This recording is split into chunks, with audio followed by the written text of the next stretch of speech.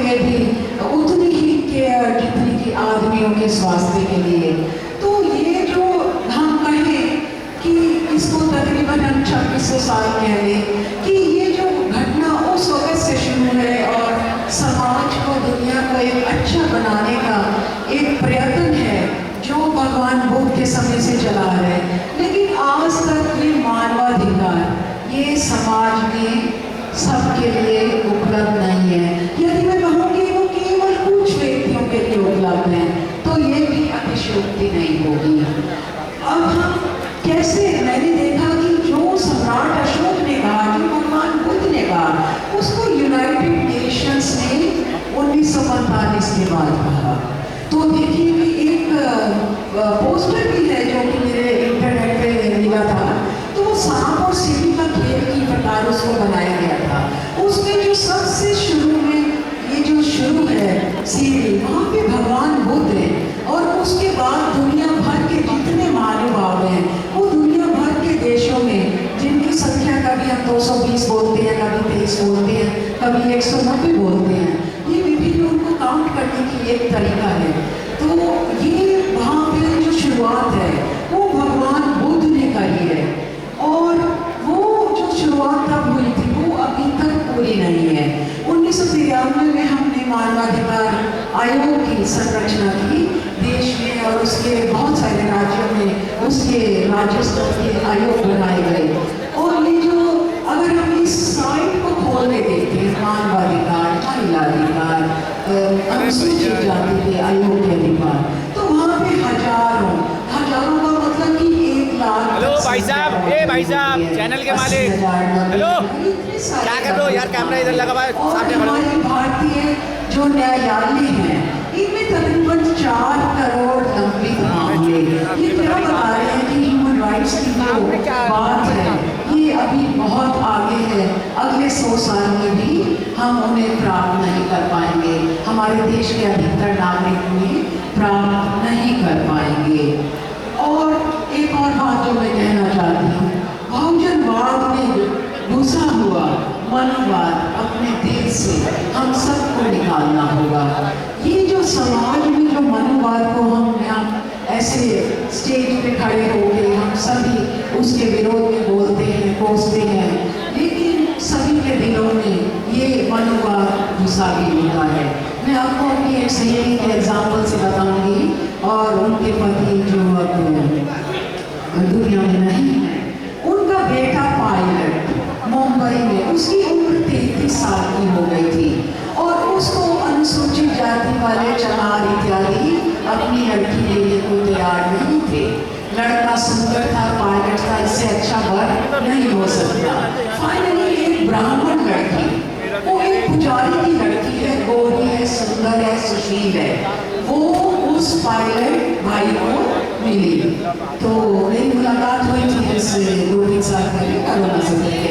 और उससे पहले उसकी माता मुझे कहती थी क्या आप एक लड़की अपनी यूनिवर्सिटी में कहीं पे एक लड़की खोज सकती है मेरे बेटे के लिए? और मैंने कुछ सिंगल लड़कियों को कहा कि लड़का पायलट है, सुंदर है, गोरा है और बहुत ही अच्छा लगता है। और तो उन्होंने कहा कि ये हमारी जाति में नहीं है और उन्होंने उससे विवाह करने से उनके माता पिता ने और लड़कियों ने मना करा। किसी ने लव मैरिज के लिए भी हाँ नहीं करी। तो ये जो रोटी और बेटी का संबंध है आपस में स्थापित करना, ये जातियाँ 6747 से आपके 7000 पहुँच गई, ये जितनी पहुँच गई है ये ऐसे ही बढ़ती हुई है जैसे कि हमारे देश में जब जब हमने देखा कि जितने आतंक आए वो देश को अधीन करते चले गए। उसका कारण एकता ना होना था। बड़े बड़े जो मुसलमान राजा थे उन्होंने एक वो घटना है, उन्होंने एक युद्ध चला हुआ था और उन्होंने सामने के तंबू में लगे हुए पूछा कि ये धुआं एक तरफ से क्यों न लग रहा है? तो उन्हें बताया गया कि अलग अलग जाति के लोग अलग अलग खाना पका रहे हैं। तो उन्होंने कहा फिर तो भारत को जीतना जो है बिल्कुल भी मुश्किल नहीं है, जहाँ पे लोग खाते हैं खाना भी नहीं खा सकते। इस तरह का एक जो मैंने जो देखा कि जो सिखों के गुरुद्वारे हैं वो कम से कम गुरुद्वारे में आके अपनी जात पात भूल के, मजहबी सिख और जट सिख ये भूल के वो गुरुद्वारे में कम से कम वो एक अपने गुरु ग्रंथ के सामने अपना माथा झुकाते हैं और एक जगह बैठ के खाते हैं, जैसे कि दही बिछी, ऐसे दही बिछी होती हैं और कुछ सेवक वहाँ पे प्रसाद, सब्जी, खीर इत्यादि सब कुछ दे रहे होते हैं। तो वहाँ पे एक जो सिख व्यक्ति है वो अपनी एक मानवता का परिचय देते हुए जूते भी साफ करता है, बर्तन भी साफ करता है, गुरुद्वारे की सफाई भी करता है, उन्हीं कमरों में रहता भी है, सबके साथ में उसी गिलास में चाय पानी इत्यादि पीता है, जो कि हमारे समाज में, भारत में और हिंदुओं में और बौद्धों में ये बहुत मुश्किल है इसको देख पाना। अभी जो है मुझे निकट भविष्य में दिखाई नहीं दे रहा। और बाबा साहब का एक सपना था, वो भारत को बौद्धमय देखना चाहते थे।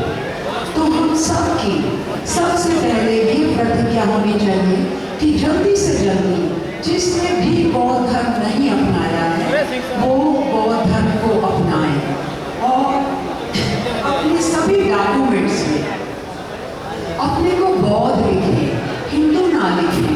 मैंने देखा है कि बड़े से बड़े व्यक्ति जो इस प्रकार के सम्मेलन में भी आते हैं और वापिस जब घर जाते हैं हिंदू की धर्म रीति से अपने बच्चों का विवाह करते हैं और घरों में जय भीम कहना भी भूल जाते हैं।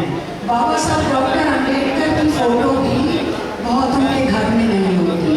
जो थोड़ी हिम्मत रखते हैं वो भगवान बुद्ध की फोटो लगा लेते हैं और डॉक्टर अम्बेडकर की फोटो लगाते हुए जैसे कि उनकी बेइज्जती हो जाएगी, वो ऐसा महसूस करते हैं। ये सच है और वो मेरी ऐसे सभी लोगों से प्रार्थना है कि अगर आप एक मुसलमान व्यक्ति के घर जाते हैं तो मक्का मदीना की फोटो आपको सबसे सामने दिखती है, मुख्य दीवार पर या घर में एंटर करते हैं। अगर आप सिख के घर में जाते हैं तो गोल्डन टेम्पल की फोटो गोल्डन फ्रेम में आपको दिखाई देती है।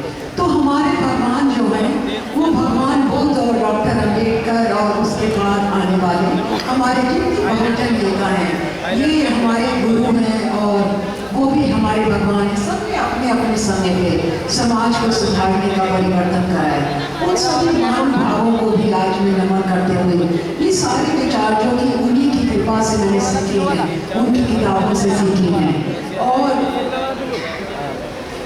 उनके विचारों को आज अपनाने की जरूरत है। मैं आपको बताना चाहती हूँ कि कोरोना के दौरान जब मुझे कुछ छुट्टियाँ मिली मैंने गुरु रविदास का ग्रंथ जो है 2 बार पढ़ डाला और अभी और भी पढ़ना चाहती हूँ और ऐसे व्यक्ति के साथ बैठ के भी पढ़ना चाहती हूँ जो बहुत अच्छा सलाह जो है बता सके। ये जो मैं कह रही थी वो धर्म को अपनाना, भारत को वैसा ही बौद्धमय बनाना जो कि जब वो 800 साल भारत में एक मुख्य धर्म रहा वैसा भारत दोबारा बनाना। हमारे जितने राजनीतिज्ञ हैं ये जब विदेश जाते हैं और मैंने भी विदेश में सभी मुख्य कई देशों की यात्रा करी है, जैसे कि United states of America, Canada, Australia, United kingdom etcetera, Singapore, Thailand, Laos, Nepal, ऐसे ऐसे काफ़ी सारे देश। तो मैं क्या देखती हूँ कि वहाँ पे सब जगह ये बताया होता है कि हमारी नालंदा विश्वविद्यालय हम दुनिया में सबसे पहला विश्वविद्यालय बताने वाले, लेकिन वो ये नहीं बताते कि ये बुद्धिस्ट विश्वविद्यालय था।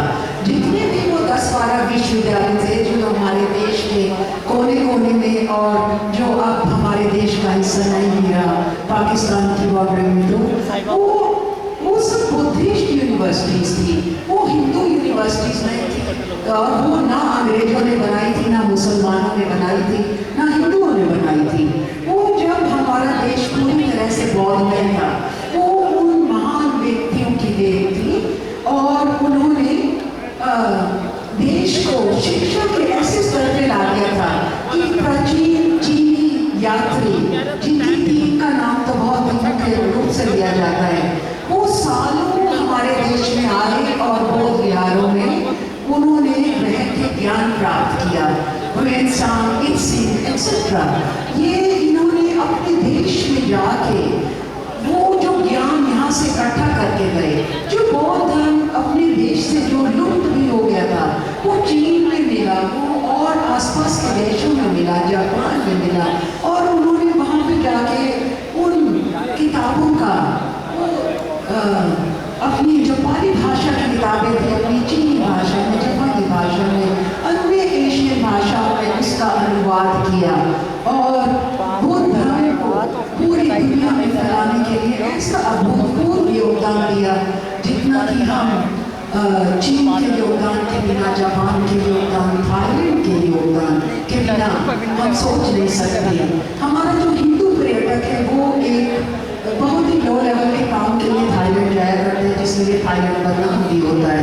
लेकिन हमारा जो बौद्ध पर्यटक है वो बौद्ध धर्म को देखने जाता है और वहाँ किस प्रकार बौद्ध धर्म को थाईलैंड में अपनाया है, अपने दिल से अपनाया है। वहाँ का बच्चा जो है वो बौद्ध धर्म का पालन करता है और केवल 3-4-5% लोग हैं जो नहीं है। तो हम सबको बौद्धों के त्योहार मनाने होंगे, उनके तीर्थों पे जाना होगा, इसको अपना समझना होगा। और जो लोग जितना बौद्ध धर्म के लिए कार्य कर रहे हैं उनके साथ मिल के कार्य करना होगा।